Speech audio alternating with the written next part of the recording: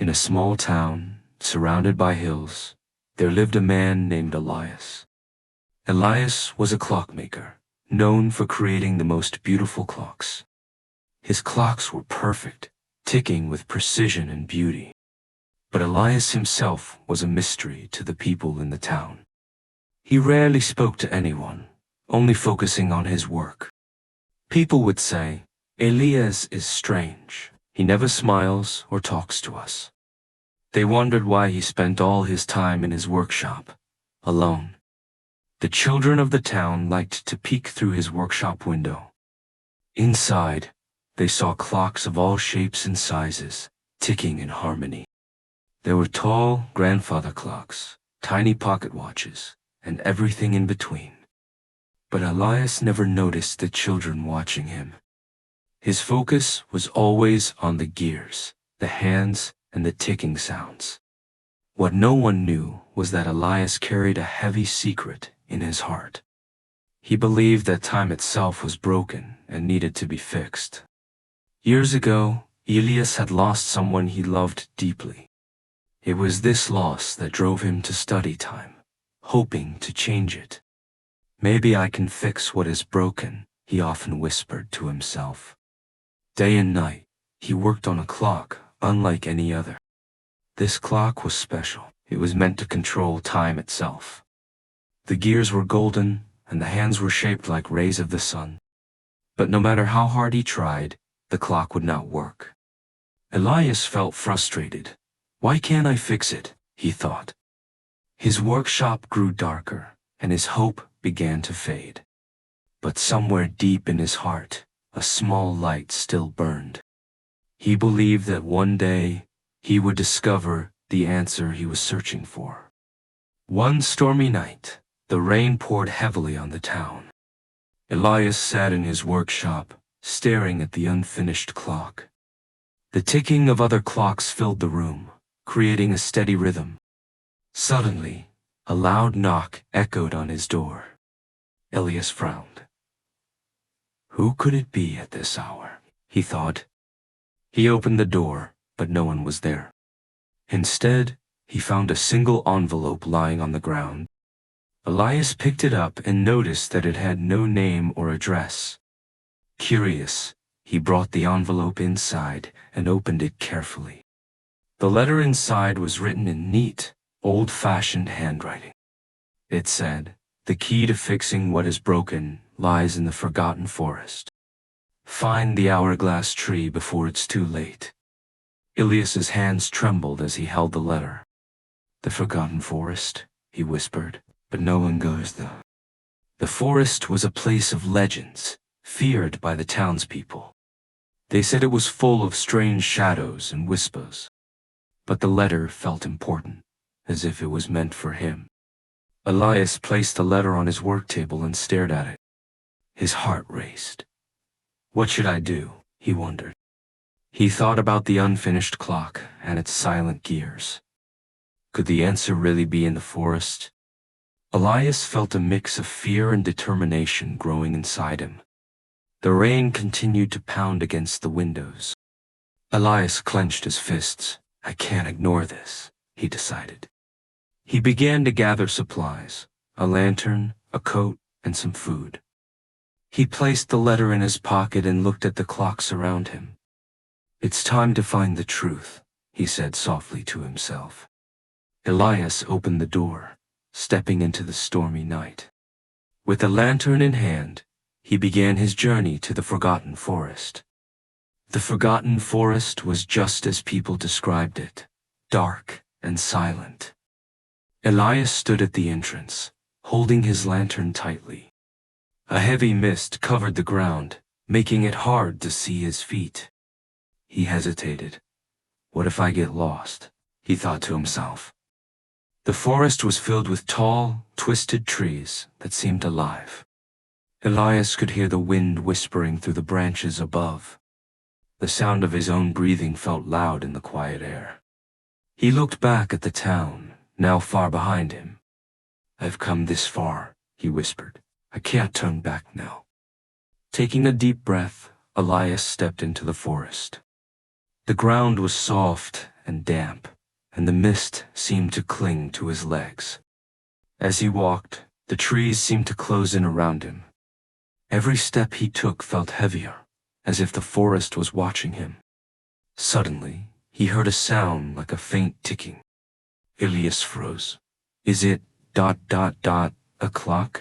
he wondered aloud. The ticking grew louder, guiding him deeper into the forest. He followed the sound, his lantern casting long shadows around him. The mist thickened, and the air grew colder with every step. Suddenly, Elias stumbled upon an old, rusted gate. The gate was covered in vines, as if the forest had tried to hide it. Carved into the gate were strange symbols, glowing faintly in the dark.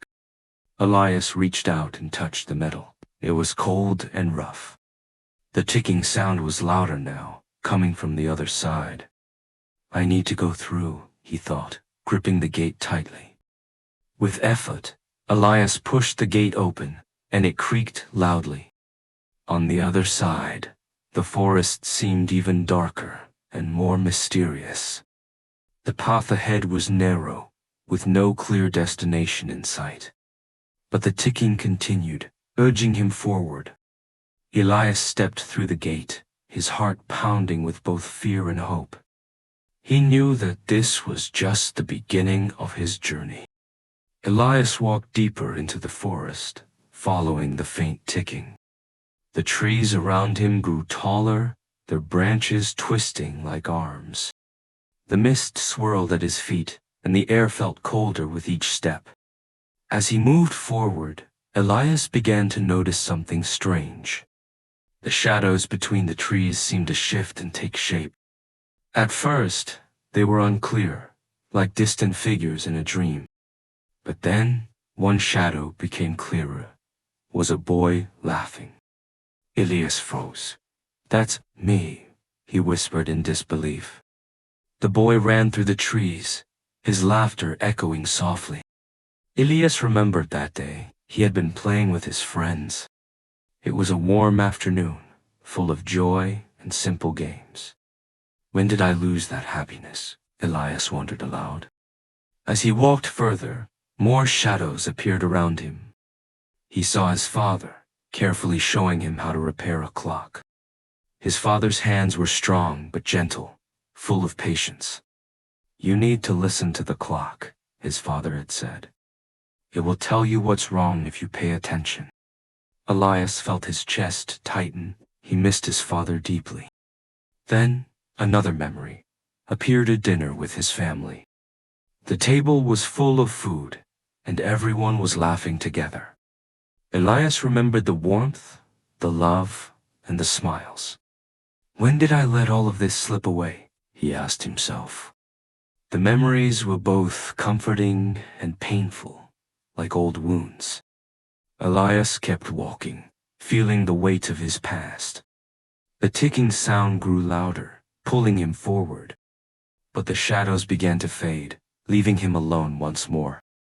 Elias stopped and looked around, hoping to see the memories again.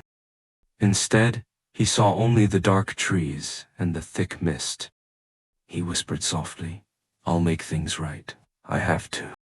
With renewed determination, Elias continued down the path. As Elias moved deeper into the forest, the air grew heavier. The sound of rushing water reached his ears, loud and strong. Soon, he came to a wide river, its waters churning violently. In front of him stood a broken wooden bridge, old and unstable. Next to the bridge were two signs, each pointing in a direction. One sign read, "Safe but long path."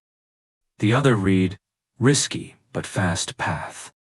Elias stood there, thinking about what to do. The safe path would take him far from the river, through thick woods. It was slow, but it seemed certain. The risky path was the broken bridge. Crossing it would be dangerous, but it was much faster. Elias touched the lantern hanging by his side. The light flickered, as if urging him to move quickly. "Time is short," he murmured, stepping toward the bridge. The wooden planks groaned under his weight as he took the first step. Each plank felt unstable, swaying slightly in the strong wind. The river roared below him, its sound filling his ears. Elias kept his eyes forward, gripping the ropes tightly. Halfway across, the bridge gave a loud crack, making him freeze. He looked down at the rushing water and felt his heart race. "I can't stop now," he told himself, taking another step. The bridge creaked loudly, but it held as he moved forward. Finally, Elias reached the other side, breathing heavily. He turned back and saw the bridge sway dangerously in the wind. Safe but slow isn't always the answer, he thought. He looked ahead, the forest darker but the ticking growing louder. Elias tightened his grip on the lantern and pressed on. The risky choice had saved him time, but he felt uneasy. What other challenges lie ahead, he wondered. Elias pushed deeper into the forest, the air growing colder. The mist thickened, wrapping around the trees like a heavy blanket. In the distance, a soft golden glow appeared, drawing him forward. At the center of the forest stood a strange figure. It was tall and wore a flowing robe, shimmering like the stars. On its chest, a large clock ticked softly, its hands glowing. Elias stopped, unsure whether to speak or stay silent. The figure turned to him, its eyes like deep pools of light. "Why are you here?" it asked, its voice calm but commanding. Elias took a deep breath and stepped closer. "I want to fix time," he said, his voice steady but soft. The figure tilted its head, as if considering his words. "Fix time," it repeated, the clock on its chest ticking louder. "Time is not broken, young one. It is simply misunderstood." Elias frowned. "But everything feels wrong, out of order." The figure extended its hand, holding a golden key. "This key will guide you, but it will not fix time." Elias hesitated before taking the key, its surface warm to touch. "Then what is the key for?" he asked, his voice filled with curiosity. The figure's eyes seemed to glow brighter as it spoke. "Time cannot be fixed, only understood. Use this wisely." Elias nodded, though he wasn't sure what the guardian meant. The figure stepped back, fading into the mist like a shadow. Elias stood alone, the golden key shining in his hand. He felt the weight of its meaning, though it was still unclear. "What do I do now?" he whispered, looking at the empty forest. The ticking in his mind grew softer, but it didn't disappear. With the key in his hand, Elias turned and walked forward. The forest seemed less dark, as if guiding him toward his next step. Elias walked deeper into the forest, the golden key still in his hand. The trees parted, revealing a glowing light in the distance. As he got closer, he saw the hourglass tree standing tall before him. Its branches sparkled like glass, shimmering with every movement. In the center of the tree, there was a giant hourglass. The sand inside the hourglass flowed endlessly, never stopping. Elias stepped closer, his heart pounding in his chest. As he reached out and touched the tree, a voice whispered in his mind, "Time is not broken. It is you who must heal." Elias froze, the words echoing in his mind. He looked at the tree, unsure of what to do. The whispers continued, soft but clear. "You carry your own regrets. These regrets are what keep you from moving forward." Elias's eyes filled with realization.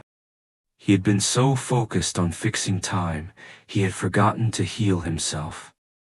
His mind drifted to the past, to moments when he felt trapped by his own mistakes. He thought of the clock his father had given him, the one he could never repair. The broken pieces of his life had always been his focus. But now, standing before the hourglass tree, he saw the truth. It was not time that needed fixing, it was his heart. Elias closed his eyes and took a deep breath, letting go of the past. The whispers faded, leaving him in peace. When Elias opened his eyes again, the sand in the hourglass had stopped flowing. The tree stood silent, its branches now still. Elias felt lighter, as if a weight had been lifted from his shoulders. He understood now. Time wasn't something to fix, it was something to accept. With the key in his hand, he knew his journey wasn't over yet. But he was ready for whatever came next. With the golden key in his hand, Elias approached the base of the hourglass tree. There was a small door hidden in the roots, almost invisible to the eye. Elias inserted the key into the lock and turned it gently. The door creaked open, revealing a soft glow from within. He stepped inside, feeling a strange sense of calm wash over him. In the center of the room, Elias saw something that surprised him. It was his own heart, glowing softly with a warm, golden light. The heart was beautiful, but it seemed to be trapped in a crystal-like shell. Elias stepped closer, mesmerized by the sight. He reached out, and the soft glow of his heart seemed to call to him. In that moment, Elias understood something important. Fixing time was not about changing the past or stopping the clock. It was about accepting the past and embracing the present. His heart, though scarred, was still whole. He realized that by holding on to his regrets, he had been keeping himself stuck. But now, he could finally let go and move forward. With a deep breath, Elias touched his heart, and the crystal shell slowly cracked. As the shell shattered, the golden light grew brighter. Elias felt a weight lift off his chest, as if a burden had been released. For the first time in years, he felt at peace with himself. The room around him seemed to pulse with life, as if time itself was flowing freely. Elias knew now that time was not something to control. It was something to experience, to learn from, and to live in the moment. He stood there for a moment, taking it all in. Then, with the golden key still in his hand, Elias turned to leave.